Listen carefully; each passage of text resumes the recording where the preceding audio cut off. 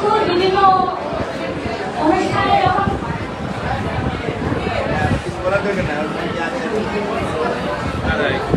আমাদের প্রধান শিক্ষকও আমাদের বিভিন্ন গাইডলাইন দিয়েছে, যার মাধ্যমে আমাদের যখন থানা শিক্ষক অফিসার এসেছিল তখন আমরা খুব আমাদের সাথে অংশগ্রহণ করেছিলাম।